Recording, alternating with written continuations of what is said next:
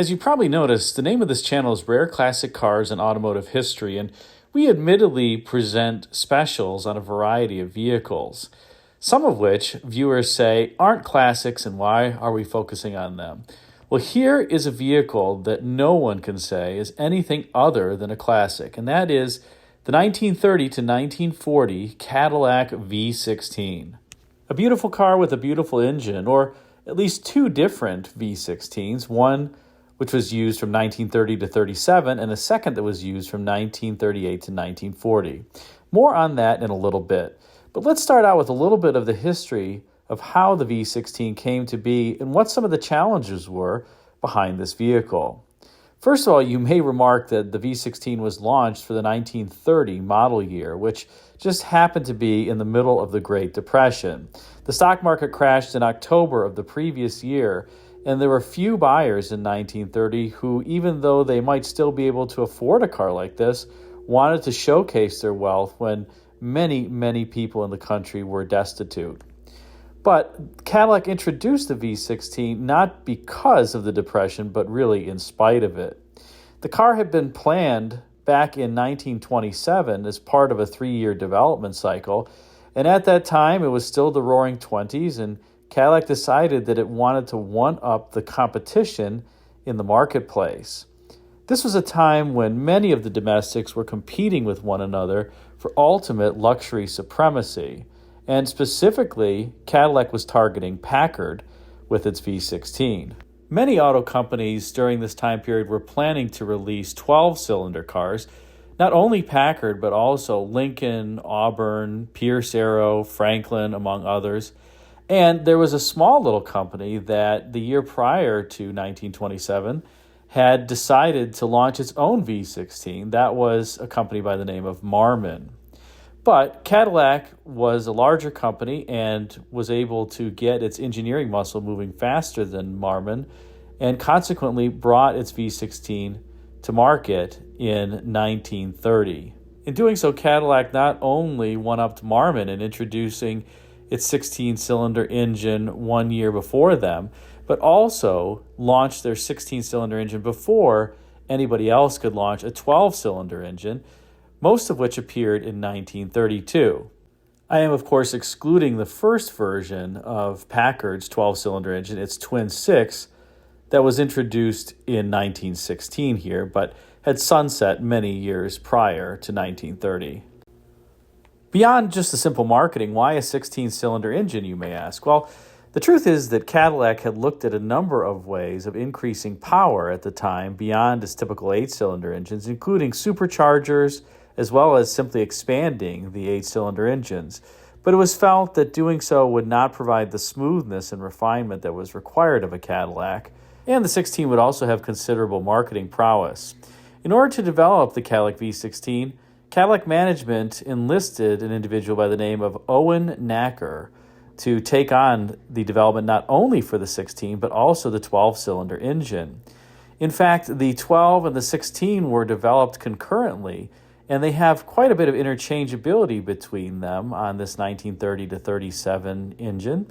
And the concurrent development of the V12 and V16 gave Cadillac a bit of an ability to operate clandestinely, in that if it were talking to suppliers, often it would communicate needs associated with a V12 engine and not the V16. Thus, it could launch the V16 with a little bit of a surprise in the marketplace for the 1930 model year.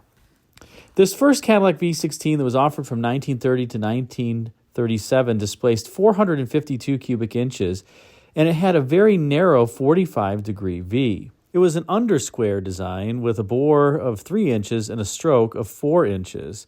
And the compression ratio was a whopping 5.5 to 1.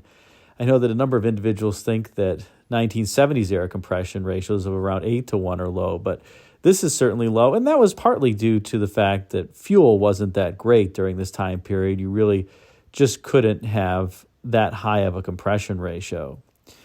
The engine produced somewhere around 175 horsepower, though that was arguably a bit underrated. And torque, perhaps most importantly, was 320 pound-feet, something that really hadn't been seen in the marketplace up until that point for Cadillac as well as many of its domestic competitors. The engine had a single distributor, but it did have two separate coils and two sets of contact points to fire all 16 cylinders. And of course, the fuel system was operated by a typical vacuum pump in earlier years, but in 1932 a mechanical fuel pump replaced this vacuum pump. Beyond the beautiful internals, the first Cadillac V16 was just a beauty of an engine to behold when you popped the engine compartment open on these vehicles.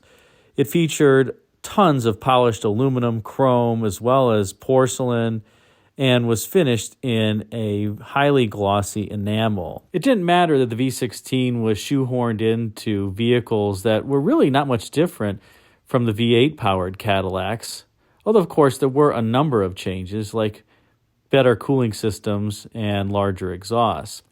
However, the engine was really the centerpiece of these Cadillac V16s, and it endowed these vehicles with a level of refinement and smoothness that hasn't really been met before or since, other than perhaps by Marmon, who came out with their V16 as previously mentioned after Cadillac. And while it certainly was highly refined, the unfortunate part was that this vehicle launched and became known to the public in late 1929, more specifically in December.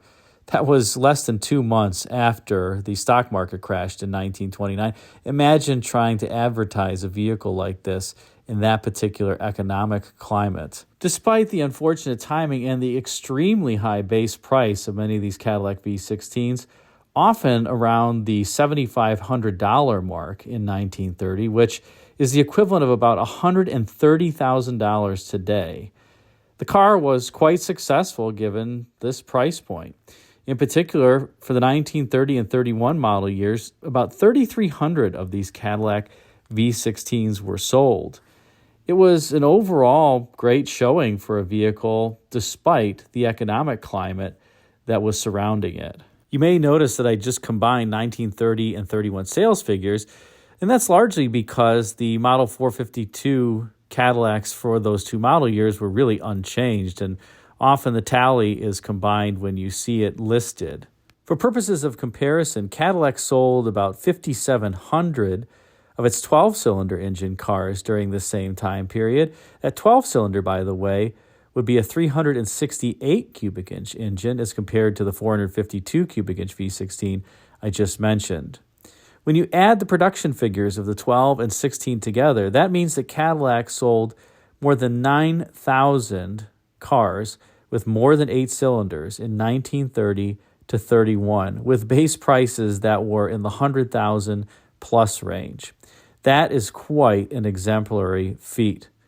Just for purposes of comparison, the Packard 12-motor car, in its first year, 1932, only sold about 300 units. So Cadillac was outselling Packard in the 12-cylinder realm by about 17 to 18 Cadillacs versus one Packard sale.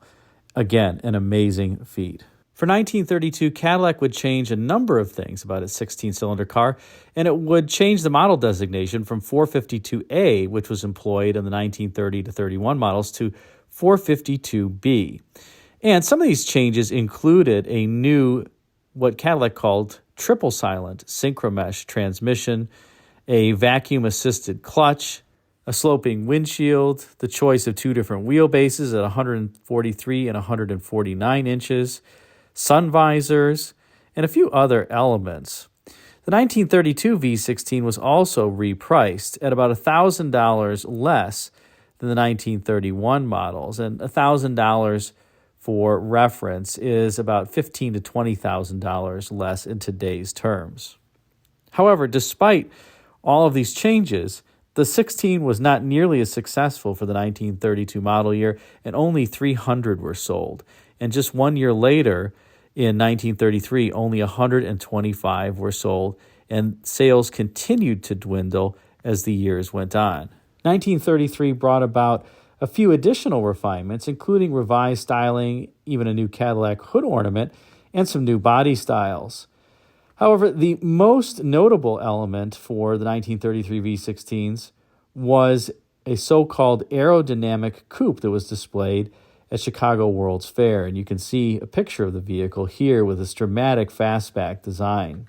An astute observer here will notice that the aerodynamic coupe is missing a key feature of vehicles during this time period, and that is the notable spare tire hump, because this car was the first instance for General Motors of placing that spare tire and mounting it interior to the vehicle in its trunk. As the years went on, the Cadillac V16 sales continued to dwindle, and only minor changes were made for 1934 through 1937, in part because only about 40 to 50 units were being sold each year. It was for one of these reasons that Cadillac decided to introduce a new V16 engine for the 1938 model year, one that would have a 135-degree bank angle as opposed to the narrow 45-degree of the 1930 to 37 engine, and it would also be a flathead design, in part to save costs and improve the profitability of these vehicles given the low production volumes.